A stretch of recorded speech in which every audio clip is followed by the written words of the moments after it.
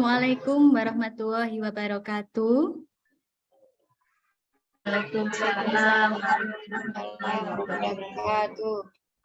Selamat pagi Ibu Guru hebat semuanya dari Gugus 03 Kecamatan Triorejo, Kabupaten Gresik. Bagaimana kabar Ibu-Ibu hari ini? Alhamdulillah. Luar biasa. Allahu Akbar. Yes. Sehat semuanya, Nggih? Sehat, Bu. Sehat. Alhamdulillah. Ya, amin. Terima kasih. Ibu-ibu, pagi ini saya ingin menyampaikan webinar dengan tema kita adalah membangun budaya positif di lingkungan sekolah. Saya izin share screen, Nggih.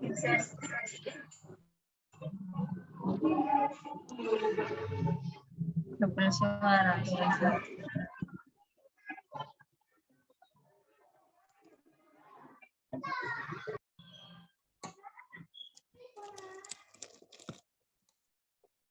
Sampun tampil? Sudah, Bu.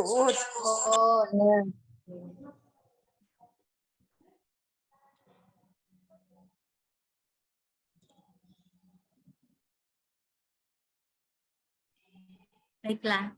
Tema kita pada webinar hari ini adalah membangun budaya positif di lingkungan sekolah. Yang pertama, materi kita adalah mengenai disiplin positif dan juga nilai-nilai kebajikan universal. Ibu guru semuanya, apakah pernah Anda melakukan kegiatan menggenggam dan membuka? Seperti contoh ini, genggaman tangan. Nah, ini ada sebuah kegiatan. Anda dan teman Anda melakukan kegiatan cobalah buka. Coba Anda mengepalkan satu tangan Anda dan Anda menyimpan sesuatu yang berharga di kepalan tangan Anda itu. Sementara teman Anda adalah mencoba untuk Anda agar membuka kepalan tangan Anda.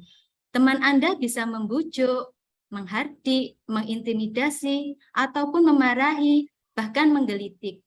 Kira-kira, apakah Anda akan membuka kepalan tangan Anda itu? Siapa di sini yang memegang kontrol? Apakah Anda yang menggenggam tangan atau teman Anda?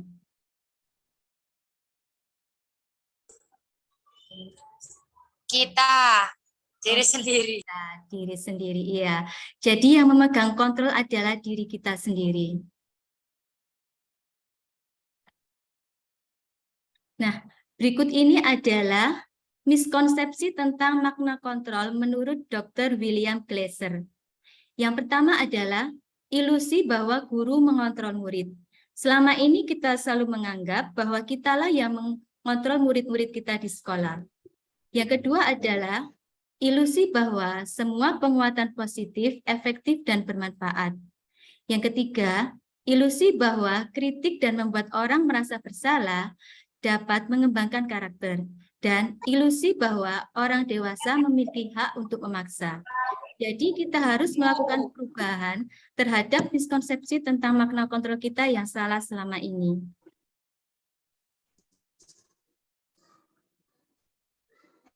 Bila kita ingin membuat suatu kemajuan perlahan, sedikit-sedikit ubahlah sikap atau perilaku Anda.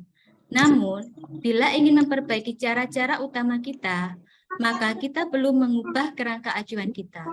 Ubahlah bagaimana Anda melihat dunia, bagaimana Anda berpikir tentang mengubah paradigma Anda, skema pemahaman, dan penjelasan aspek-aspek tertentu tentang realitas.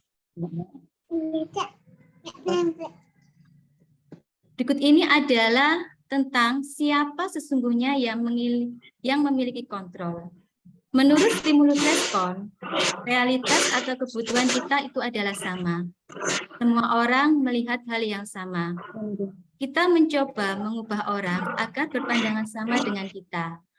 Perilaku buruk dilihat sebagai suatu kesalahan. Orang lain bisa mengontrol saya bisa mengontrol orang lain. Pemaksaan ada saat bujukan gagal, dan model berpikir menang atau kalah. Sedangkan menurut teori kontrol, realitas atau kebutuhan kita berbeda. Setiap orang memiliki gambaran yang berbeda. Kita berusaha memahami pandangan orang tentang dunia. Semua perilaku memiliki tujuan. Hanya Anda yang bisa mengontrol diri Anda. Anda tidak bisa mengontrol orang lain. Kolaborasi dan konsensus menciptakan pilihan-pilihan baru dan model berpikir menang-menang. Dan ini adalah perbedaan antara stimulus respon dan teori kontrol. Jadi siapa sesungguhnya yang memiliki kontrol? Yang memiliki kontrol adalah diri kita. Adapun di sekolah yang memiliki kontrol adalah diri murid sendiri, bukan guru. Ini adalah pendapat Ki Hajat Dewantoro mengenai disiplin. Di mana ada kemerdekaan, disitulah harus ada disiplin yang kuat. Sungguh pun disiplin itu bersifat self-disiplin, yaitu kita sendiri yang mewajibkan kita dengan sekeras-kerasnya. Tetapi itu sama saja, sebab jikalau kita tidak cakap melakukan self-disiplin, wajiblah penguasa lain mendisiplin diri kita. Dalam suatu peraturan demikian itu, harus ada di dalam suatu kondisi yang merdeka. Apakah makna disiplin itu? Menurut ibu-ibu, apakah arti disiplin di dalam benak ibu ketika mendengar kata disiplin? Monggo silakan, bisa ada yang memberikan pendapatnya? Bisa raise hand?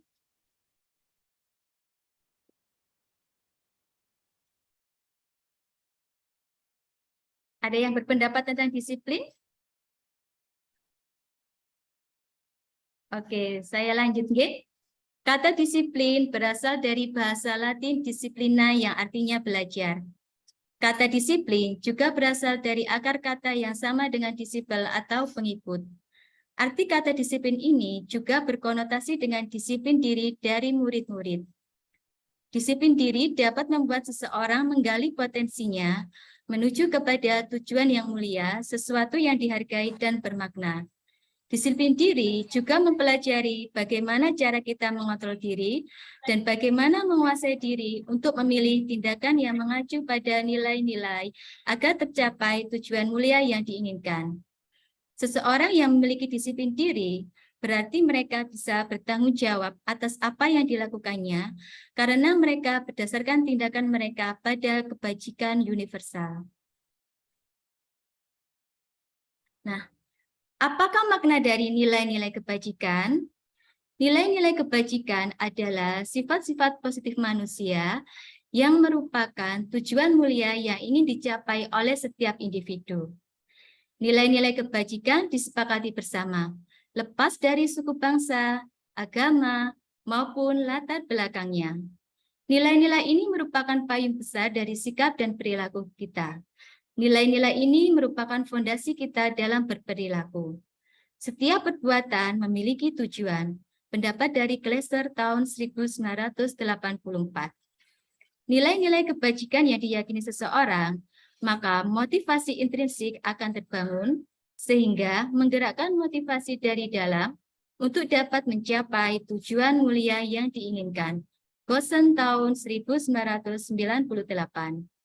Nilai-nilai kebajikan yang ingin dicapai oleh setiap anak Indonesia kita kenal dengan profil pelajar Pancasila. Tentunya ibu-ibu semuanya sudah mengetahui tentang dimensi dari profil pelajar Pancasila, nggih? Ada apa saja, ada yang tahu?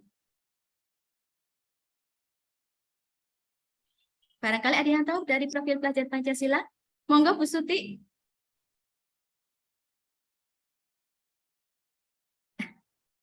Silakan.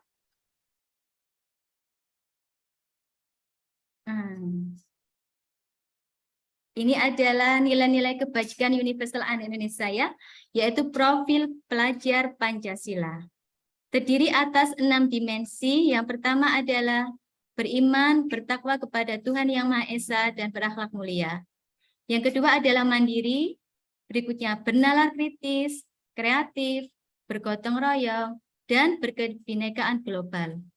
Adapun elemen-elemennya adalah dari beriman dan bertakwa kepada Tuhan Yang Maha Esa dan berakhlak mulia, Elemennya terdiri dari akhlak beragama, akhlak pribadi, akhlak kepada manusia, akhlak kepada alam, dan akhlak bernegara. Elemen dari sikap dari dimensi mandiri adalah pemahaman diri dan situasi, serta regulasi diri. Elemen dari bernalar kritis adalah memperoleh dan memproses informasi dan gagasan, menganalisa dan mengevaluasi penalaran, serta merefleksi dan mengevaluasi pemikirannya sendiri. Adapun elemen dari kreatif adalah menghasilkan gagasan baru atau orisinal, menghasilkan karya dari tindakan yang orisinil, dan memiliki keluasan dalam mencari alternatif dari suatu permasalahan.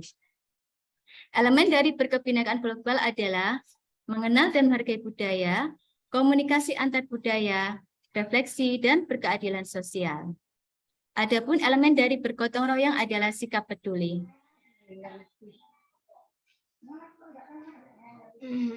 Teori motivasi, hukuman, dan penghargaan, serta restitusi.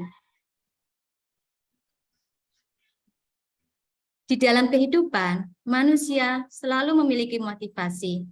Berikut ini adalah 3 motivasi perilaku manusia. Yang pertama adalah untuk menghindari ketidaknyamanan atau hukuman. Berikutnya adalah untuk mendapatkan imbalan atau penghargaan dari orang lain. Dan yang ketiga adalah untuk menjadi orang yang mereka inginkan dan menghargai diri sendiri dengan nilai-nilai yang mereka percaya.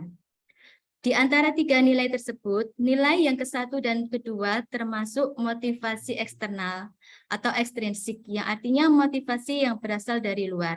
Adapun yang ketiga adalah motivasi dari intrinsik atau dari diri kita sendiri. Nah, jikalau Ibu mengikuti webinar ini, atas motivasi apa? Apakah dari eksternal, ekstrinsik, atau intrinsik? Monggo silakan diraba, nggih. Kalau misalnya motivasi dari dalam sendiri, alhamdulillah, berarti Anda adalah guru yang hebat.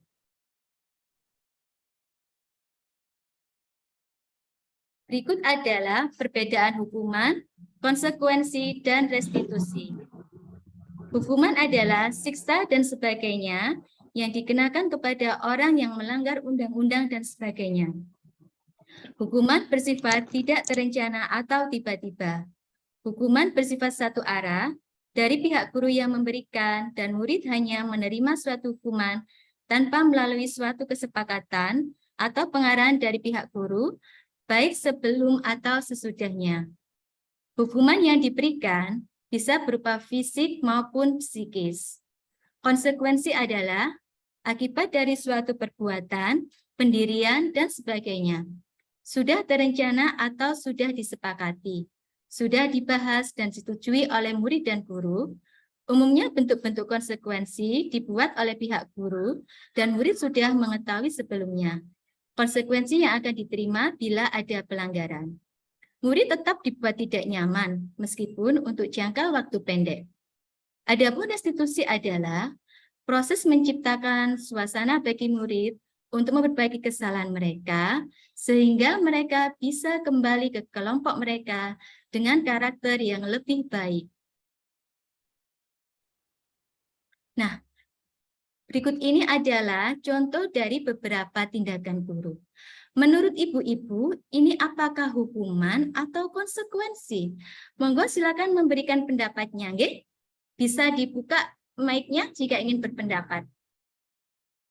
Yang pertama tindakan guru adalah mencatat 100 kali di dalam buku kalimat, saya tidak akan terlambat lagi karena terlambat sekolah. Menurut ibu-ibu, apakah ini hukuman atau konsekuensi? Hukuman, Bu. Hukuman. Baik, sekarang kita lihat, nggih. Jelas sekali. Ini termasuk adalah hukuman.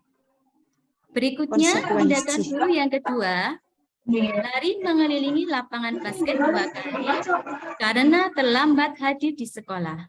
Ini hukuman atau konsekuensi? Hukuman, Bu. Hukuman. Baik, kita lihat. Benar sekali, ini termasuk adalah hukuman. Tindakan guru yang ketiga, membersihkan coretan yang dibuatnya di meja tulis. Ini hukuman atau konsekuensi? Konsekuensi. Konsekuensi. Baik, sekarang kita lihat nggih.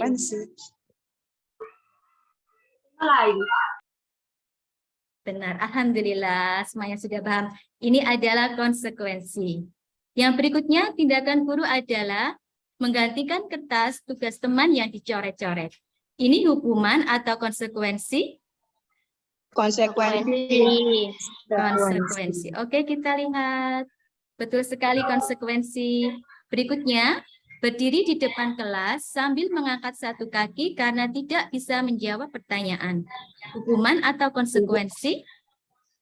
Hukuman. Oke, kita lihat. Benar sekali hukuman.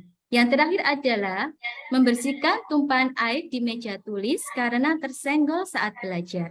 Hukuman atau konsekuensi? Konsekuensi. Oke, kita lihat. Benar sekali. Ini adalah konsekuensi. Dari sini, menurut ibu-ibu, apa yang membedakan antara hukuman dan konsekuensi? Monggo silakan, barangkali ada yang mau berpendapat. Apa perbedaan dari hukuman dan konsekuensi? Hukuman wajib. Silakan, bisa raise hand. Apa yang membedakan? Hukuman itu seperti apa? Konsekuensi itu seperti apa? Kira-kira bedanya apa nih? Dari contoh tadi yang bedakan? Monggo Bu Suyati Ningsi, silakan. Atau yang lainnya? Bu Lilis? Saya mencoba ya Bu Ut ya, barangkali salah nanti jangan benarkan. Kalau untuk hukuman itu kita sama-sama belajar. Kalau hukuman menurut saya itu lebih ke fisik ya, kelihatannya itu tadi. Kalau konsekuensi itu sebab akibat. Jadi kalau anak mencoret buku temannya, ya berarti dia sendiri yang harus menggantinya, bukan berupa seperti hukuman itu tadi berkeliling. Perbedaannya fisik dan itu tadi lah Pak. Bu, apa itu? Paham ya Bu ya? Terima kasih. Terima kasih Bu Lilis atas pendapatnya. Baik, jadi di sini yang membedakan antara hukuman dan konsekuensi, biasanya kalau hukuman itu tidak berkaitan dengan kesalahan yang anak perbuat. Misalnya anak terlambat sekolah. Anak terlambat sekolah dihukum berlari keliling lapangan, dihukum berdiri dengan satu kaki. Itu sama sekali tidak berkaitan dengan kesalahannya. Tetapi jika konsekuensi, jika anak terlambat, maka dia berarti kehilangan 10 menit, misalnya terlambat 10 menit. Kehilangan 10 menit waktu belajarnya. Sehingga dia tertinggal pelajaran gurunya 10 menit. Jadi seperti itu contohnya perbedaannya. Kalau hukuman itu biasanya dalam waktu tiba-tiba tidak berkaitan dengan kesalahan yang dia lakukan. Sedangkan konsekuensi, seperti kata Bu Lilis tadi, adalah dampak.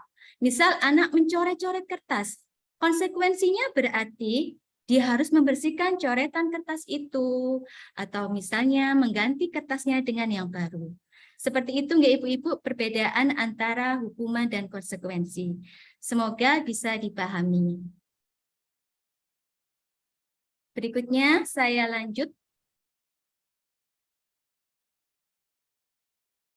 Saat kita berulang kali menjanjikan hadiah kepada anak-anak agar berperilaku bertanggung jawab, atau kepada seorang murid agar mempelajari sesuatu yang baru, atau kepada seorang karyawan agar melakukan pekerjaan yang berkualitas, kita sedang berasumsi mereka itu tidak dapat melakukannya, atau mereka tidak akan memilih untuk melakukannya.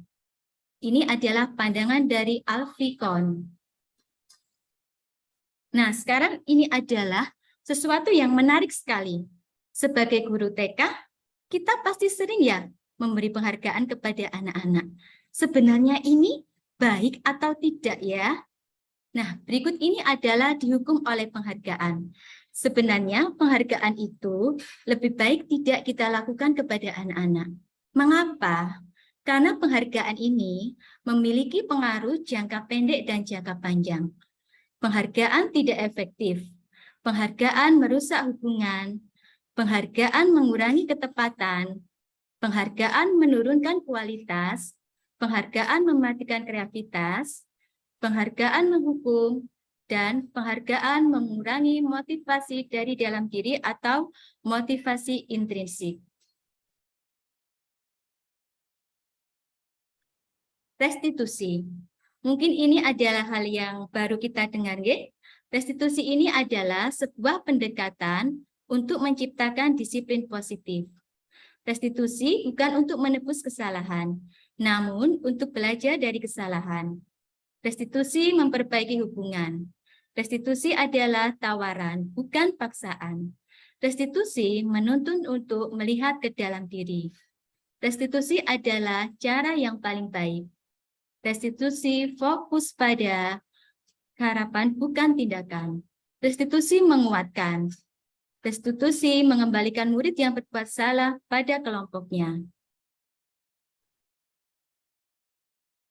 Berikut ini adalah 3 tahap evaluasi diri. Kita bisa mengevaluasi diri melalui 3 tahap. Seperti, ini adalah contohnya. Saya tidak suka. Coba kita cari dalam diri kita. Kira-kira apa yang saya tidak suka dari diri kita?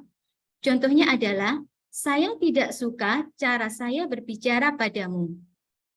Kesalahan yang saya lakukan adalah, contohnya, saya sebenarnya punya informasi yang saya butuhkan. Saya lelah dan saya berbicara terlalu cepat. Pemahaman saya berbeda dengan pemahamanmu.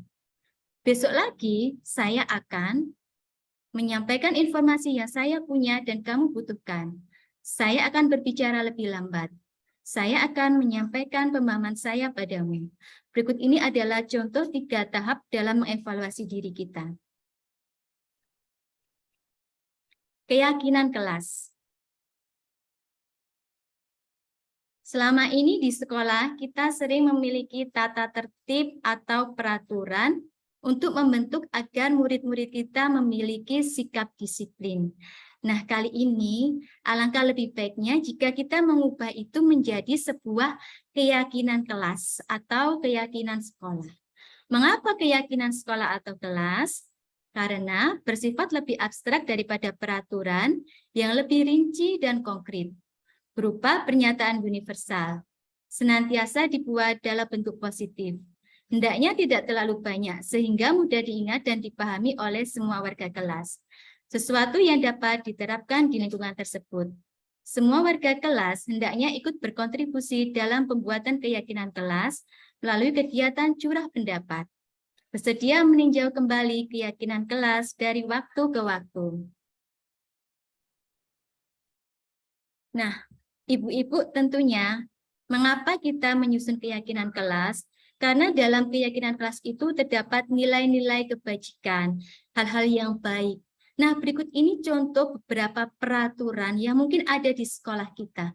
Kira-kira nilai kebajikan apa yang dituju?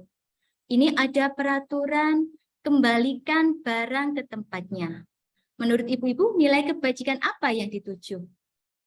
Kita meminta siswa kembalikan barang ke tempatnya. Nilai kebajikannya apa agar anak atau murid menjadi apa? Monggo silakan, barangkali ada yang berpendapat. Kebiasaan. Mungkin agar anak terbiasa mengembalikan barang ke tempatnya setelah dipakai. Iya, berarti Jadi memiliki nanti sikap juga apa? akan terbiasa ketika di rumah, pembelajaran pembiasaan. Oke, sekarang kita Bertanggung lihat ya. jawab. Bertanggung jawab. Jawab. Oke. Baik. Benar sekali, Disiplin. nilai kebajikan yang dituju adalah tanggung jawab. Berikutnya adalah dilarang mengganggu orang lain.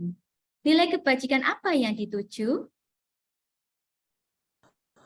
Menghormati orang lain. Menghormati orang Moral lain. Mungkin ya, moral. Oke, coba kita lihat ya.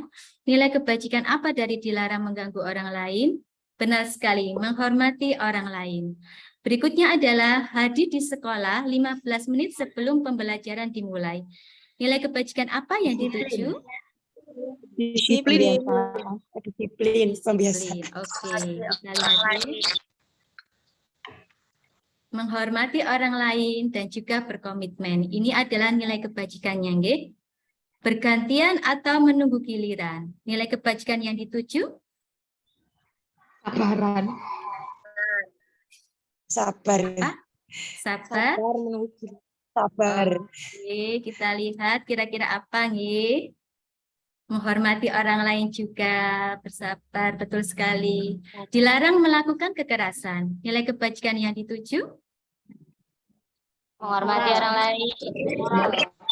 Oke, kita lihat. Menyayang orang lain. Baik. Keselamatan Menyayangi dan orang menghormati orang lain, benar sekali. Dan yang terakhir, menggunakan masker. Kira-kira nilai kebajikan yang dituju apa?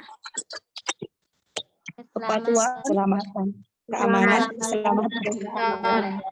Keselamatan, baik. Benar sekali, kesehatan dan keamanan atau keselamatan, G. Oke. Nah, berikut ini adalah contoh dari keyakinan kelas. Nanti mungkin ibu-ibu bisa mengajak murid-muridnya di kelas untuk menyusun keyakinan kelas bersama-sama. Ini contoh keyakinan kelas B, seperti selalu bersikap sabar, menghormati teman dan barang miliknya, berkomitmen pada setiap tugas, saling membantu sesama teman, dan senantiasa peduli terhadap lingkungan. Jadi dalam suatu keyakinan kelas itu bukan hanya terdapat suatu aturan, tapi mengandung suatu nilai-nilai kebajikan agar anak memiliki karakter seperti nilai kebajikan yang diharapkan. Saya izin share screen ulang.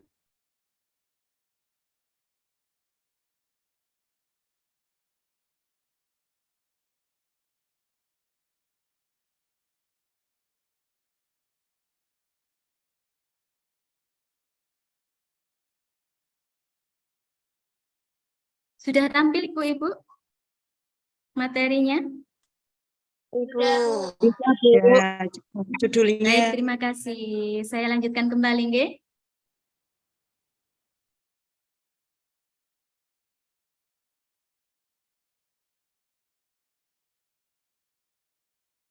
Berikut ini kita akan membahas mengenai kebutuhan dasar manusia. Sebagai manusia, kita mempunyai 5 kebutuhan dasar, yaitu bertahan hidup, kasih sayang dan rasa diterima, kebebasan, kesenangan, dan penguasaan. Ini adalah 5 kebutuhan dasar dari manusia. Sekarang kita coba menelaah berikut ini. Ada sebuah peristiwa. Rani, seorang anak kelas TKB, begitu tiba di rumah sepulang dari sekolah, menangis dan kemudian bercerita kepada ibunya bahwa dia benci pada Ibu Dina gurunya. Menurut Anda, kebutuhan apa yang ingin dipenuhi oleh Rani jika jawabannya seperti ini? Rani menjawab, Ibu guru bilang, aku tidak boleh bersenandung sewaktu mengerjakan tugas. Katanya kelas harus tenang. Tidak ada suara. Kan nggak seru jadinya. Menurut Anda, kebutuhan apa yang ingin dipenuhi oleh Ani?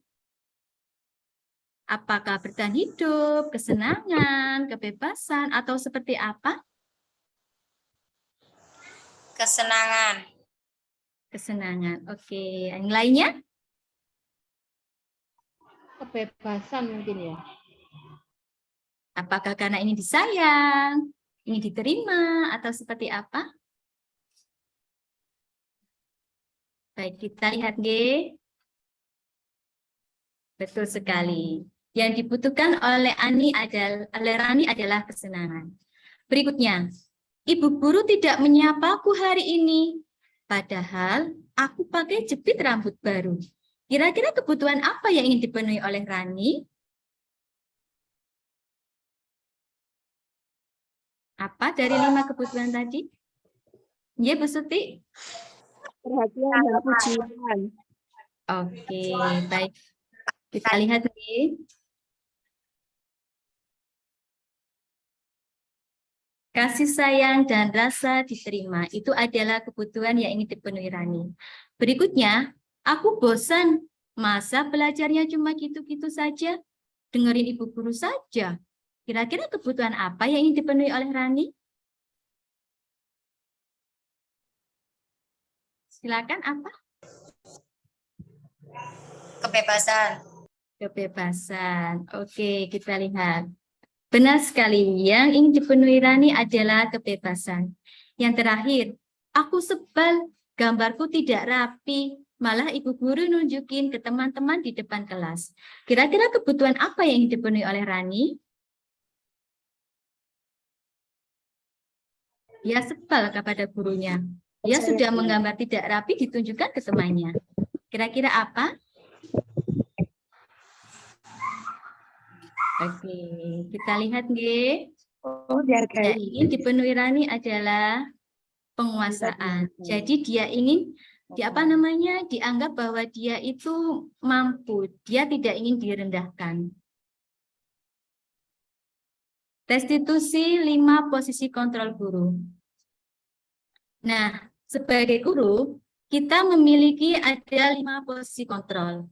Ada sebagai penghukum, pembuat rasa bersalah, teman, pemantau, dan juga sebagai manajer.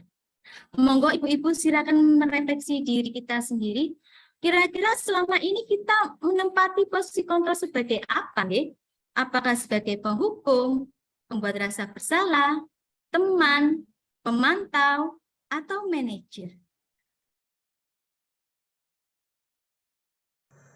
Guru sebagai penghukum. Kalau kelimanya gimana? Nggih, kenapa? Kelimanya, ya silakan monggo. Monggo Bu Suti. Kelima-limanya memiliki posisi kontrol itu. Kelima-limanya bagaimana? Oh, nggih. Baik, sekarang kita lihat nggih. Selama ini mungkin kita nggak nyadar, oh ternyata aku kok sebagai gini ya, sebagai guru. Sekarang kita akan tinjau. Guru sebagai penghukum itu seperti apa ya? Guru sebagai penghukum bisa menggunakan hukuman fisik maupun verbal. Senantiasa mengatakan bahwa sekolah memerlukan sistem atau suatu hal yang dapat menekan murid-murid lebih dalam lagi. Senantiasa percaya hanya ada satu cara agar pembelajaran bisa berlangsung, yaitu cara dia. Dia akan berkata, patuhi aturan saya atau awas.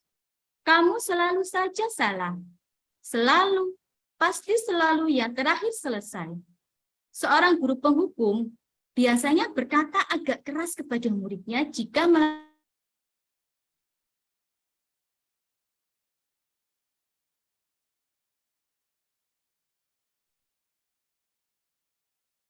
maaf ya, tadi terputus. Saya lanjutkan share screen-nya.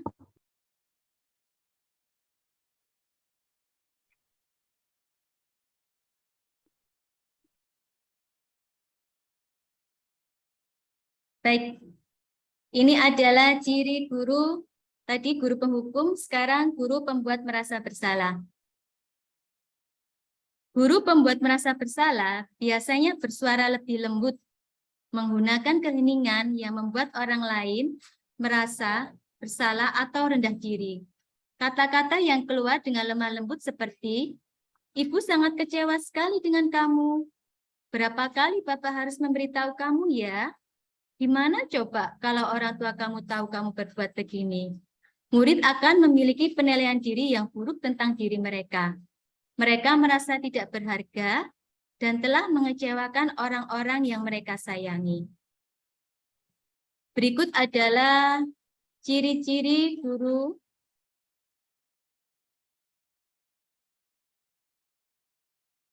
sebagai teman.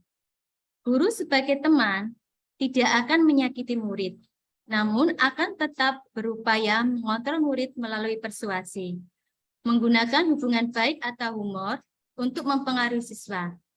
Mereka akan berkata, ayo bantulah demi Bapak ya. Ayo, ingat tidak bantuan Bapak selama ini? Ya sudah, kali ini tidak apa-apa, nanti Ibu bantu bereskan. Hal negatif dari posisi teman adalah, bila suatu saat guru tersebut tidak membantu, maka murid akan kecewa dan tidak mau berusaha lagi. Guru sebagai pemantau mengawasi perilaku orang-orang yang diawasi, berdasarkan pada peraturan-peraturan dan konsekuensi. mengandalkan perhitungan, catatan, dan data yang dapat digunakan sebagai bukti atas perilaku seseorang. Pertanyaan yang diajukan biasanya, peraturannya apa? Apa yang telah kamu lakukan? Sanksi atau konsekuensinya apa? Dan yang terakhir adalah guru sebagai manajer. Guru berbuat sesuatu bersama murid. Mempersilakan murid untuk mempertanggungjawabkan perilakunya. Mendukung murid agar dapat menemukan solusi atas permasalahan mereka sendiri. Memiliki keterampilan di posisi teman maupun pemantau. Pertanyaan yang diajukan seperti, apa yang kita yakini? Kembali ke keyakinan kelas. Jika kamu meyakininya, apakah kamu bersedia memperbaikinya? Apakah rencana kamu untuk memperbaiki hal ini? Ini adalah contoh beberapa pertanyaan dari guru sebagai posisi manajer. Nah, menurut ibu-ibu selama ini, Anda sudah melaksanakan posisi kontrol guru sebagai apa? Silakan bercerita, mungkin ada yang ingin berbagi. Silakan satu orang. Mungkin ada yang mau berbagi. Selama ini sebagai guru apa ya? Apakah penghukum, teman, pembuat merasa bersalah, pemantau, atau manajer? Silakan, ada yang mau bercerita atau berbagi? Monggo. Bu Yuni barangkali mau berbagi.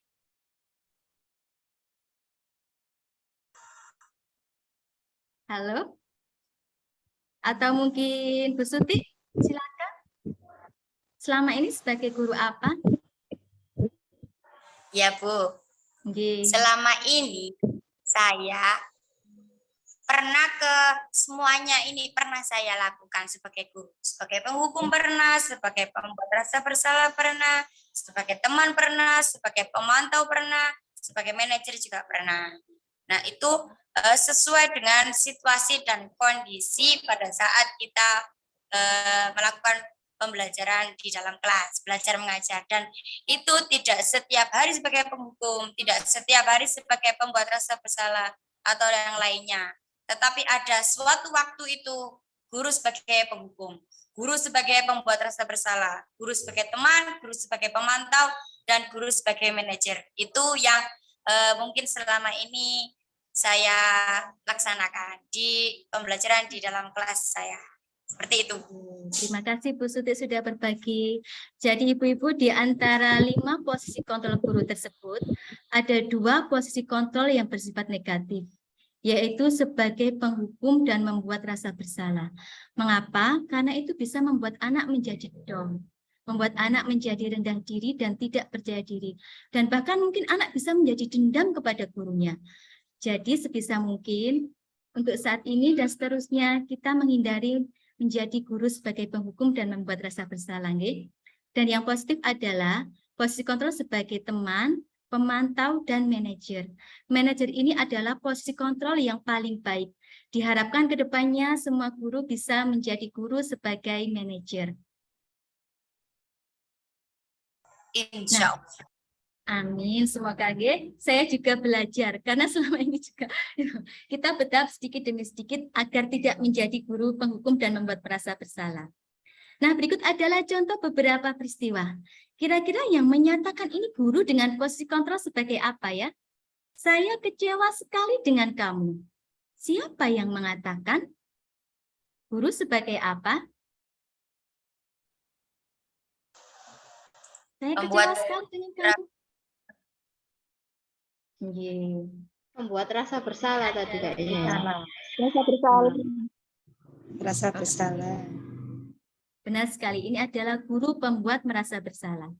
Kamu tidak pernah benar melakukannya. Siapa yang mengatakan? Salah. Penghukum. Oke, penghukum. Kita lihat pembuat rasa bersalah atau penghukum ya. Benar sekali, ini adalah guru sebagai penghukum. Berikutnya, ayolah lakukan demi saya ya. Kira-kira siapa yang mengatakannya? Teman. Baik, betul sekali sebagai teman. Berikutnya, apakah kamu mau mendapat stiker bintang hari ini? Siapa yang mengatakan? Sebagai apa? Pemantau. Pemantau. Oke, betul sekali sebagai pemantau. Dan yang terakhir, bagaimana kamu bisa menyelesaikan masalah ini? Siapa yang mengatakan? Manager. Manajer. Oke, alhamdulillah semuanya sudah memahaminya, nggih. Semoga nanti kita ke depannya bisa menjadi guru yang bisa menjadi manajer bagi anak.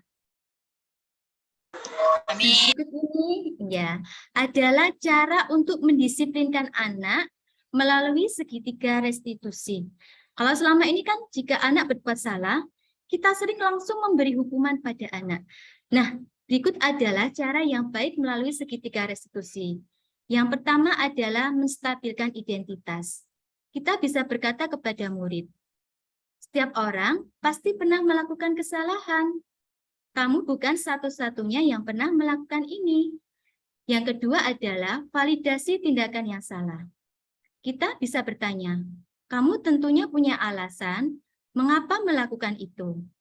Adakah cara yang lebih efektif untuk mendapatkan apa yang kamu butuhkan? Dan yang berikutnya, yang ketiga adalah menanyakan keyakinan. Keyakinan kelas apa yang telah kita sepakati? Kamu menjadi orang seperti apa?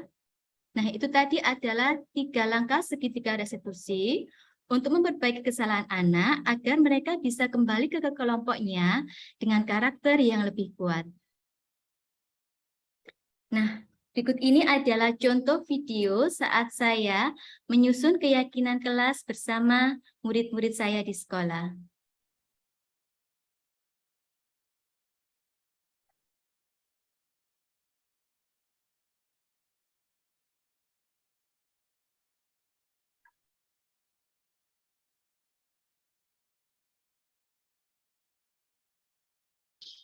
Videonya belum keluar suaranya.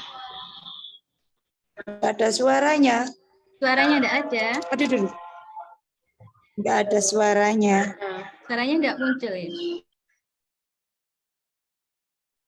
Belum muncul, Bu, suaranya. Jadi bentar ya. Suaranya kecil? Loading. Nggak ada suaranya, Bu.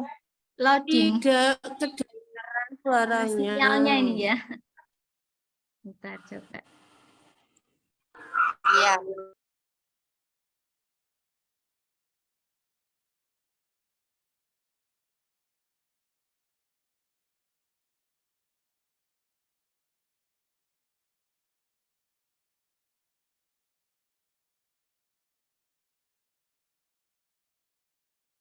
Sampun muncul? Sudah muncul?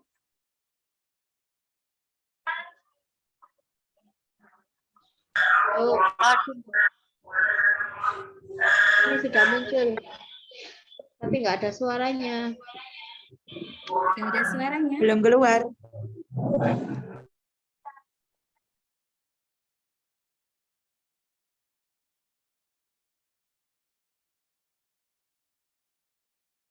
Masih belum keluar? Belum. Belum.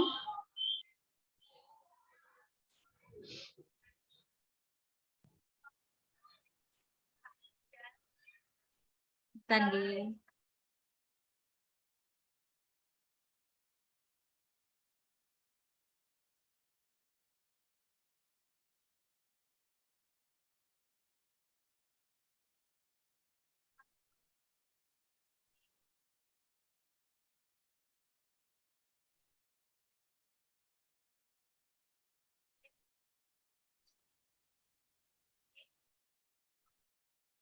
Masih belum keluar? Belum keluar suaranya, Bu. Tapi gambarnya Suaranya tidak ada. Gambarnya sudah. Putus videonya. Mungkin di slideshow, Bu. Yang asli aja, Bu. Gak apa-apa yang Oke, asli. saya stop share dulu ya.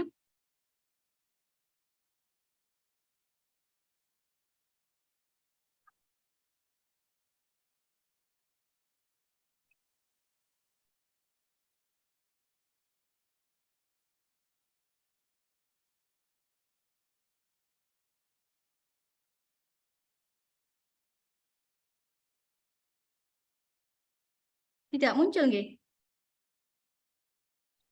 Baik, kalau Tidak, begitu, Bu. karena videonya tidak muncul, bisa kita lanjutkan kurang sebentar waktunya. Monggo bisa sesi tanya jawab atau berbagi. Silahkan bagi yang ingin berbagi atau bertanya atau men-share sesuatu, monggo silakan.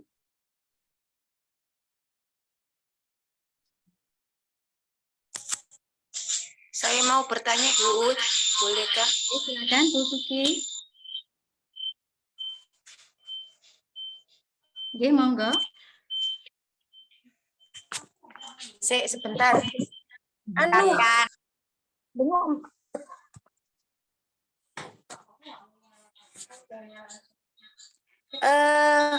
apakah sama keyakinan sama kesepakatan kelas? Keyakinan, ya terima kasih sama-sama. Sebenarnya keyakinan atau kesepakatan kelas itu hampir sama, nggih. Karena keyakinan ini berdasarkan kesepakatan dari semua baik murid maupun bersama guru. Nah, kesepakatan ini kita susun menjadi suatu keyakinan. Artinya keyakinan itu hal yang kalau bisa sifat-sifat kebajikan yang dimiliki oleh anak-anak kita, seperti itu.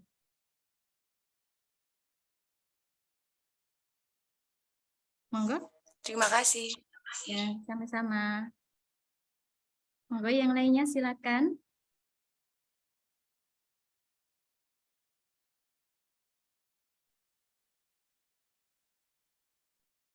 Barangkali ada yang ingin berbagi bagaimana penerapan di sekolah, disiplin di sekolah masing-masing seperti apa?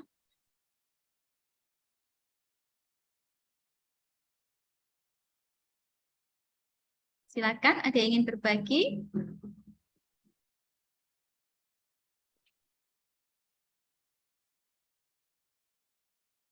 Barangkali dari TK DWP Petiken ingin berbagi sebagai TK inti di gugus inti. Seperti apa penerapan disiplin di sekolahnya?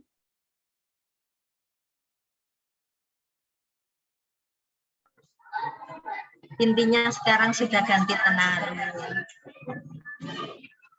Ini kenapa, Bu? Intinya kenapa? Gugus intinya sudah ganti tenaru.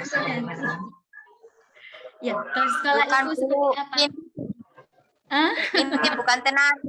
Tenaru ini ketua gugusnya. Oh. Baik, kalau begitu dari Petiken sama Tenaru, monggo silakan bisa berbagi ke teman-teman yang lainnya, perwakilannya. Seperti apa disiplin di sekolah Ibu pembentukannya?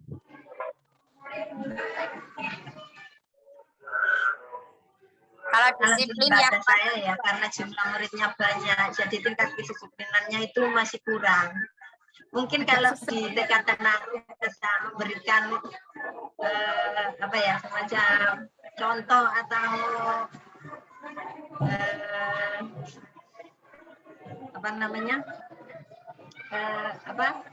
solusi. Setik monggo. Kalau di Tenaru disiplin itu ya Bu ya, kebiasaan setiap hari, kebiasaan yang harus diterapkan. Jadi seperti apa? Kalau misalnya berbaris, setiap hari baris, ya setiap hari kita harus baris. Pas sebelum masuk sekolah baris ya baris. Lalu ada peraturan setiap hari Senin upacara, disiplinnya ya setiap hari Senin harus upacara. Seperti itu. Mungkin ada situasi dan kondisi yang tidak memungkinkan, mungkin disiplinnya agak turun, berkurang. Mungkin seperti itu. Oke, terima kasih. Dari skala yang lainnya, kalau di Kesamben seperti apa penerapan disiplinnya?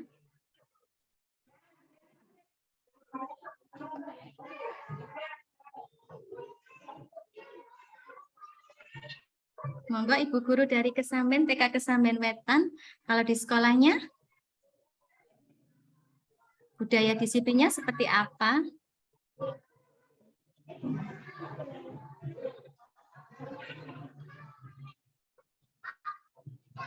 Monggo Bu Yanti, atau Bu Lilis, atau Bu Fatima. kurang lebih sama seperti di TK Tenaru ya Bu ya. Hampir semuanya model disiplinnya seperti itu. Tapi saya ada pertanyaan Bu Uut. Monggo silakan. Oke. Saya pribadi di kelas itu punya aturan bahwasannya yang tidak berdoa, yang tidak ikut berdoa itu akan mengulangi berdoa sendiri. Apakah seperti itu diperbolehkan atau tidak? Karena itu bukan saya buat kesepakatan dengan anak-anak, tapi saya punya pandangan bahwasannya berdoa itu kita harus sikapnya itu jenak lah gitu. Tanpa hujan. Itu biasanya yang tidak berdoa itu sebagian kecil atau sebagian besar, Bu, sehingga sampai mengulangi kembali? Gini Bu, kadang kan satu bangku gitu ya Bu ya. Ini main pensilnya, kadang itu diketuk-ketuk mejanya. Sebelahnya ikut, depannya ikut. Kadang itu senggol-senggolan, akhirnya merambat Bu. Oke, baik. Terima kasih. Jadi kalau saya lihat di sini karena Ibu tadi kan mengulangi lagi, berdoa lagi. Berarti Ibu ini menerapkan seperti konsekuensi. Jika kamu tidak berdoa, konsekuensinya itu seperti ini loh. Jadi sepertinya posisi Ibu ini sebagai pemantau. Kalau misalnya dengan cara restitusi, mungkin kita bisa. Jadi kita membuat keyakinan kelas, kita membuat kesepakatan bersama anak-anak, kita harus kalau berdoa itu sikapnya yang baik. Seperti itu. Jadi kita sama anak-anak gini, kalau kalian nggak berdoa, konsekuensinya seperti ini. Jadi nanti akhirnya meskipun ini tidak langsung bisa berhasil, mungkin anak-anak pelan-pelan menyadari. Nanti kalau aku tidak berdoa, nanti konsekuensinya berdoa lagi. Jadi berikutnya diharapkan mungkin bagi Ibu agar anak tidak mengulangi. Baiklah, mungkin seperti itu bisa, tapi mungkin kita bisa dengan cara restitusi juga. Jadi kita mengajak anak, kita menanyakan, kamu tadi tidak, apa waktu berdoa ramai ya? Kita tanyakan kepada anak itu. Terus kita bertanya, mengapa kamu kok ramai? Alasannya seperti apa? Kita tanyakan, mengapa sih alasan mereka itu kok ramai waktu berdoa? Terus kita mengajak mereka untuk menanyakan kembali, keyakinan kelas itu kita itu apa? Kita harus berdoa seperti apa? Jadi intinya kita pelan-pelan, jangan sampai kita menghukum anak yang berlebihan. Seperti itu Ibu, terima kasih. Terima kasih Bu Uut. Sama-sama. Monggo yang lainnya, bagi yang ingin berbagi atau bertanya silakan. Waktu kita tinggal beberapa menit lagi.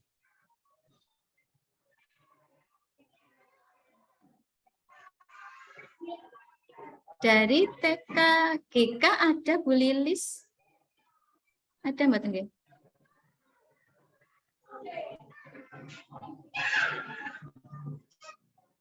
Dari TK Mulung 1 mungkin Bu Yuni, silakan, atau Bu Dati mau berbagi atau bertanya silakan, monggo. Gimana Bu Suti? Saya Bu. Monggo.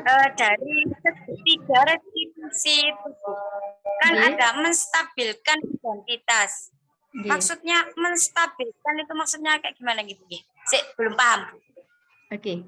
Jadi maksud dari menstabilkan identitas itu kita kita menanyakan pada anak. Anak itu kan misalnya anak itu mencontek waktu ulangan atau anak itu terlambat ke sekolah.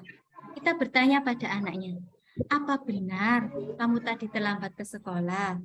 Apa benar kamu tadi mencontek? Jadi kita menanyakan pada anak, apakah benar dia sudah melakukan kesalahan itu? Jadi itu maksud dari menstabilkan identitas. Jadi kita meminta anak menjawab, benar apa tidak dia melakukannya? Jadi seperti itu, nggih? Berarti identitas si anak tersebut. Ya, apa benar melakukan kesalahan itu? Jadi kita menanyakan kepada anak. Terus kita juga di situ kita tidak menyalahkan anak, nggih. Kita akan berkata, Semua manusia itu pernah berbuat kesalahan. Ibu guru pernah berbuat kesalahan. Kamu juga pernah berbuat kesalahan. Jadi di sini nanti kita ajak anak mencari solusi sama-sama. Jadi menstabilkan identitas, kita menanyakan apakah anak itu memang benar melakukan kesalahan itu, tapi kita tidak menyalahkannya. Karena memang manusia itu pasti pernah berbuat salah. Seperti itu, nggih. Nggih, Bu. Nggih, sama-sama.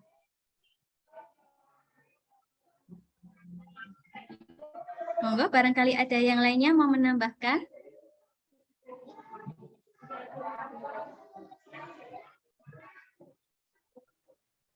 Silahkan.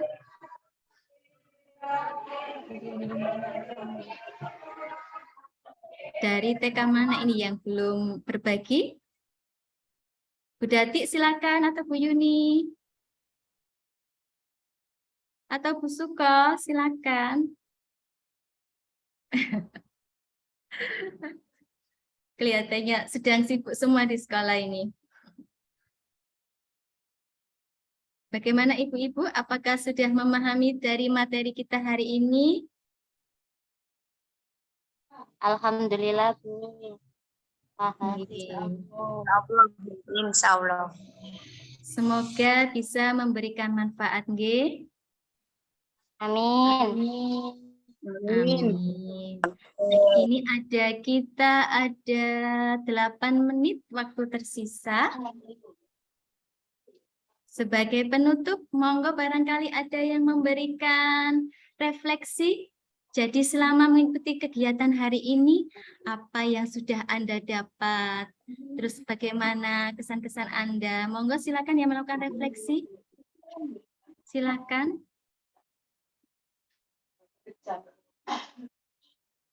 Bu Suti, barangkali monggo bisa merefleksi kegiatan hari ini seperti apa, Ibu? Keseluruhan, Bu. Nggih. Saya evaluasi. Nggih, monggo terserah apa yang Ibu dapat, kesan-kesannya seperti apa, monggo. Nggih. Dari sini tadi yang saya dapatkan yaitu yang tadi ada 5 kebutuhan dasar manusia, yaitu tadi ada penguasaan, ada kasih sayang dan rasa diterima, ada kesenangan dan ada kebebasan. Di situ saya baru mendengar 5 kebutuhan dasar manusia. Kemudian tadi ada yang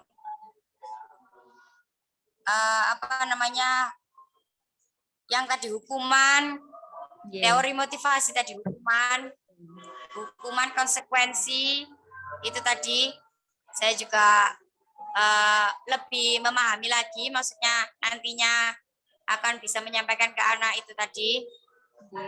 Lalu ada saran, Bu, nggih? Nggih, monggo silakan, Boleh, Ibu. Untuk melakukan seminar seperti ini supaya tidak terpotong, Bu, nggih, bisa menggunakan Meet. Nah, jadi karena kalau Zoom kan harus daftar dulu, Bu, nggih, yang berbayar supaya tidak terpotong. Yang gratis memang terpotong dan waktunya sedikit. Tapi kalau Google Meet, Bu, bisa bebas waktu, tidak terpotong. Itu saja. Tapi begini, Bu, ya, kalau Google Meet ya sama-sama. Terima kasih atas sarannya. Kenapa saya tidak memakai Google Meet? Karena sekarang itu Google Meet tidak bisa recording kalau kita tidak mendaftar. Jadi tidak bisa untuk merekod, tidak ada fitur rekodnya Google Meet sekarang. Ya, itu, Bu, saya sendiri. Ya, saya pernah dulu, Bu, Google Meet. Saya pakai ALT itu. itu bisa. Saya kemarin waktu PPL saya pakai itu. Saya pakai Google Meet, saya pakai record itu. Ya, saya saran saya begini. Karena Google Meet kan nggak bisa ngerekod, akhirnya saya pakai Zoom. Ya, terima kasih Ibu Suti atas sarannya. Insya Allah nanti saya akan mencoba menggunakannya. Nggih. Terima kasih sekali, hatur nuwun. Monggo barangkali yang lainnya. Ada yang ingin menambahkan?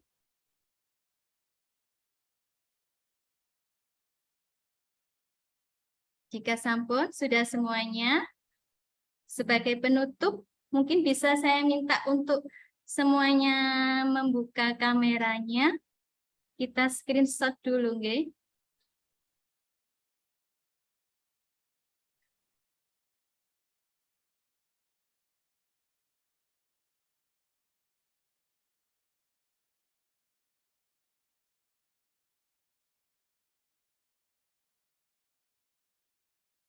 Ada yang bisa bantu screenshot, tidak tampil semua ini. View, bentar. View. Oke. Monggo silakan dinyalakan semua kameranya, nggih. Bu Yuni mohon videonya dinyalakan. Maaf, baterainya tadi. Oke, saya screenshot dulu, nggih.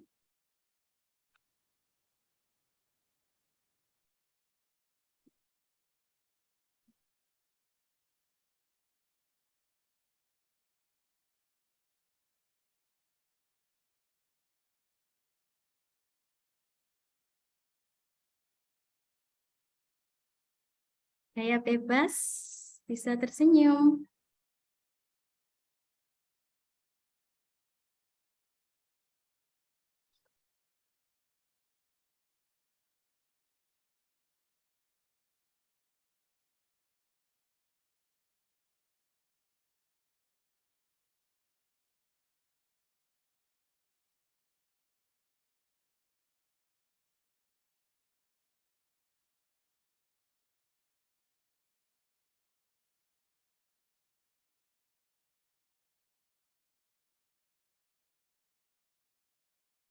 Oke, terima kasih. Kayaknya Ibu-ibu bisa semuanya. Terima kasih sudah berpartisipasi dalam webinar hari ini. Semoga ilmunya bermanfaat. Terima kasih. Saya akhiri. Wassalamualaikum warahmatullahi wabarakatuh. Waalaikumsalam warahmatullahi wabarakatuh. Terima kasih.